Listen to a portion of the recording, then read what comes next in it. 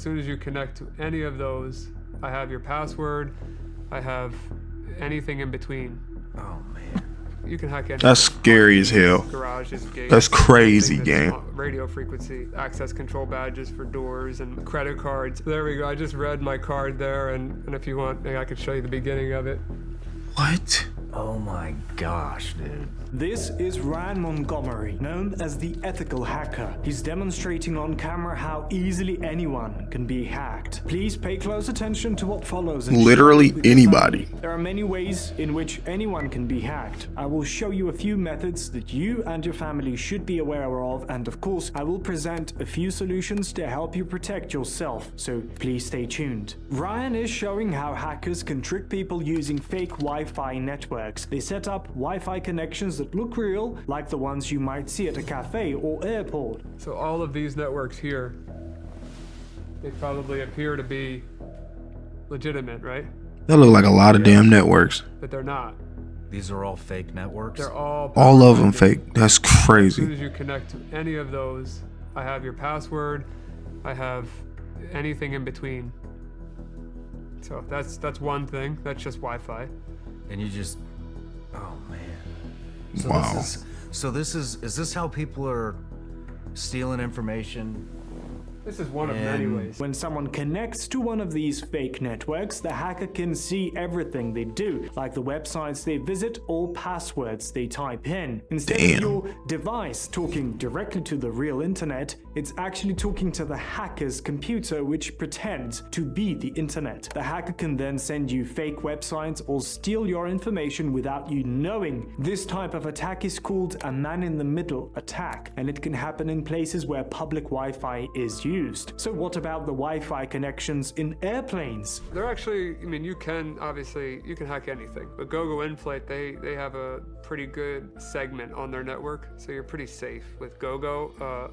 There's a chance of getting hacked, but not the same as like a Starbucks or a here. Like, your network has to be segmented into chunks. Okay. And GoGo segments it pretty well. Although someone can create a fake Wi-Fi network that tricks people into connecting to it, they mentioned that they could easily make a fake Wi-Fi network with a name like GoGo Inflight, which people on an airplane might recognize and connect to, thinking it's legitimate. The attacker can create fake networks with any name they choose, including names that look like the real networks people are used to seeing. Instead of just creating one fake network, the attackers So now we just can't use free Wi-Fi no more. Damn, that's crazy. Once they know the names of all the nearby networks, they can create fake versions of each one. This way, when people in the area try to connect to Wi-Fi, they might unknowingly connect to the attacker's fake network, thinking it's their normal, trusted one. Once they connect, the attacker gains control of their connection and can steal information. Besides Wi-Fi, the device they're talking about can also exploit wireless devices like mice and keyboards using a technology called NRF24. Some wireless keyboards and mice are vulnerable to attacks where the hacker can remotely take control of them. I'd highly recommend you go back to wired, even though it sounds old school. That's what you should do, because I could control your mouse and keyboard with this device and send keystrokes way faster than you can type them, and take over your computer without even having to see you or it. So I could do that through the wall. Holy types of wireless attacks like this one. This is actually a really good one here. So if you're ever in a business, for example, this is a device that you would plug into USB.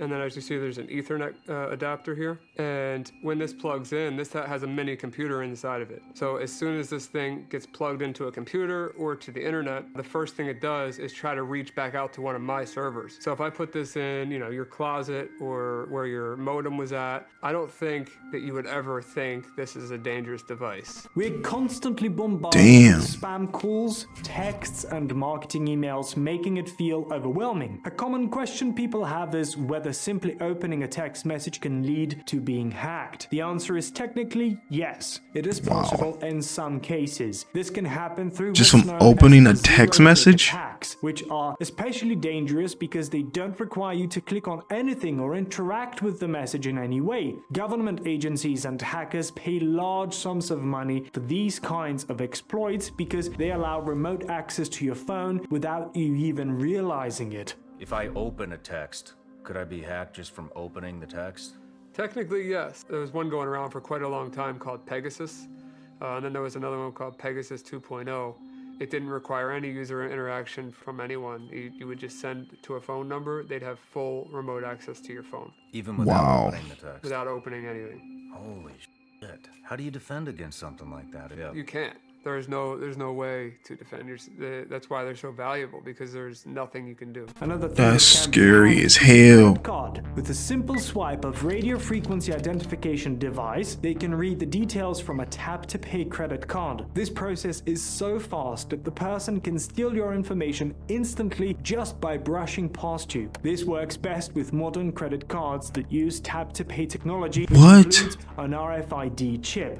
Older cards without this feature can't be read by such devices. So there we go. I just read my card there, and if you want, I could show you the beginning of it. Oh my gosh, dude. Yeah, so it's that easy to steal your credit card number. This is just a proof of concept device. You know, there's devices out there that could do this from further away How fast Wow. could you just brush by somebody and instantly. Instantly. Yeah, there's no delay there. The solution? You should be using an RFID blocking wallet to protect yourself from this type of theft. If you can't afford an RFID blocking wallet, a quick fix is to wrap a layer of tinfoil around your wallet. This will stop devices from being able to read your card. Even though new credit cards have a security chip, the introduction of the RFID tap-to-pay feature has made them more vulnerable to this type of theft than older Of course. non-tap cards. It's surprising and a bit of weird because the RFID feature was supposed to make payments more convenient but ended up introducing new security risks. Another scary thing is that your car key can be hacked easily. First, they use a frequency analyzer to find the exact frequency that the car car's key? fob operates on. Modern key fobs are a controlling code system for security. This how they This means that that's how each this how time they you breaking press in them the button Hellcats within and range of your Durangos car, and the Jeeps code and shit. changes and the previous code expires. But if you press the button while out of range, for example, while you're inside your house, the codes remain valid and could be used later to unlock the car. Here's how it works. Most cars are going to be in the 315, 433 megahertz range. But on this case, I'll do the frequency analyzer so I can see exactly what that frequency is. So I'll press the lock button. I see that this is 314,999. So that tells me that most likely this is going to be a 315 key. So now I'm going to record. And as I hit unlock, unlock, unlock, unlock, stop. So now I have 4 captures here that will work, because how these work, these use a rolling code. So every time I press this unlock button and the car is within range, that code expires. If I'm out of range of the car, then these are valid codes. So if I went back to to my house and I pressed send and I went and transmitted like I'm doing now, if I transmitted these signals, it would unlock the car 4 times. He explains how a roll jam attack can be used to steal your car Dog by definitely didn't hack intercepting some and millions. jamming the signals from a key fob. He describes how an attacker uses a device to send static on the key's frequency, blocking the signal from reaching the car while simultaneously capturing it. So you would get another device like the device I showed you with a big antenna. Yeah. I'd get that device, I would jam, so I'd send a bunch of scattered frequencies on 315 megahertz, because I know that's what this key is. I'd send a bunch of static on 315. And then while I'm standing at the store or wherever the person I want to steal something from their car is, I would be listening on 315. So now I'm closer to you listening, and then the jammer is closer to your car. So your car is not going to receive the signal because of the static, but I'm going to receive the signal clear as day Wow. from this device. So now my combinations are Can't valid. trust So shit when I no get more, to the man. car later, mine will work. That device can do a lot more than just radio-related tasks. It operates on sub-gigahertz frequencies, and by using bigger antennas, it can work over longer distances. It also has infrared capabilities, meaning it can control things like TVs, projectors, and other devices that Oh, they use turning the TV. infrared Oh signals. god, they The turning device people has TV off. 2.0, which allows it Changing to channels and shit. control external devices, making it act as a We controller don't like that for shit. various systems. We don't like that. It also has a feature called iButton, a type of authentication that uses small metal prongs like a key. Additionally, it includes a bad USB, which imitates a keyboard and can type thousands of words per minute for quickly inputting data. Besides hacking-related uses, the device can also generate two-factor authentication codes without needing an internet connection, making it useful for security purposes. You thought that was all? What about all the electronics manufactured in China? Ryan mentions a vacuum mop he purchased which connects to a Chinese cloud server to send and receive information. Do you think we need to worry about what they're putting in our electronics? Yeah. I'll give you one example. I bought this Definitely. awesome all-in-one vacuum mop called Tinico, and it completely 100%. connects to a Chinese server to transmit and receive information. I can control that with my computer through a Chinese cloud server. There's no reason Off that top? vacuum and mop should connect to a Chinese cloud. Everyday devices like a vacuum and mop. connected to the internet can pose security risks. Even though it's just a household appliance, its Wi-Fi connection opens up the possibility for someone to remotely control it. If it connects to an external server like one in China, there's a chance that the device could be used to compromise your home network. The concern is that any device with Wi-Fi, whether it's a vacuum, washing machine, or refrigerator, can become vulnerable. Not all of them are constantly communicating with external servers, but once they are connected, they can create a potential security risk. This is because these devices are often connected to the internet even when they don't really need to be, making them a possible target for hacking or unauthorized control. One of the reasons they do that is data, which is incredibly valuable today because it helps companies make money, especially through advertising. When you search for something online, like on Google, companies can track what you're looking for and use that information to show you ads related to your interests. This makes it easier for businesses to target you with products or services you're more likely to buy, which means more money for them. It's not just about what you actively search for though. If a company has deeper access to your network or personal information, they can see what you're doing even when you're not searching for something directly. For example, if you're chatting with someone about a product or interest, that data can also be collected and used to show you ads later. This information is valuable because it helps advertisers understand what you're interested in before you even start looking for it on Google. In simple terms,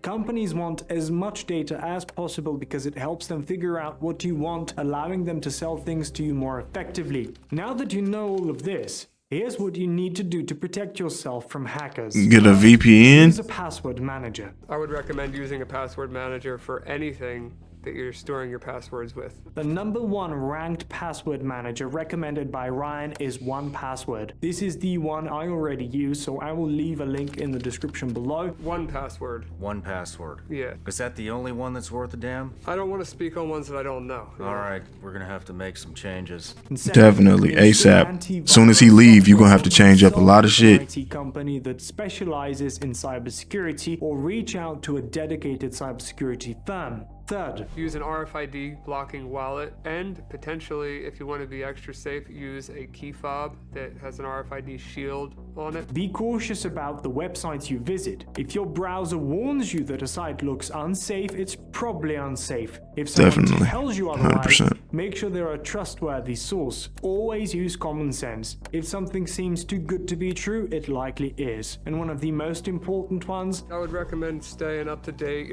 buying new routers when they come out. Stay up with technology when it comes to your daily devices. Make sure you have a new smartphone if you can afford one. Laptop, make sure you keep it updated. Computer, desktop, whatever computer you use, make sure you keep it on the latest update patch.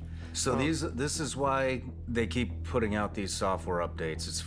It's to combat this kind of stuff. Of course. if you don't update your software, you're leaving your device 100%. exposed to these known vulnerabilities. Once an update is released, companies often publish details about what they've fixed, including security issues. Hackers can then study these updates to understand the weaknesses in older versions of the software. By not updating, you're essentially allowing hackers to exploit those vulnerabilities, putting your device and personal information at risk. In short, Damn. keeping your software up to date is one of the easiest and most effective ways to protect yourself from cyber attacks. Hackers can get into your device in many different ways, and it's not always about... You can't even get free Wi-Fi no more, yo. It's a link, but it could Can't also trust be a nothing. file, Y'all just a photo, fucking up or even everything. a document that contains hidden malware. In some cases, hackers use a combination of different exploits, meaning they take advantage of multiple weaknesses in your device or software to to gain access. Essentially, almost any type of file or interaction could be a potential way for a hacker to break in if the device isn't well protected.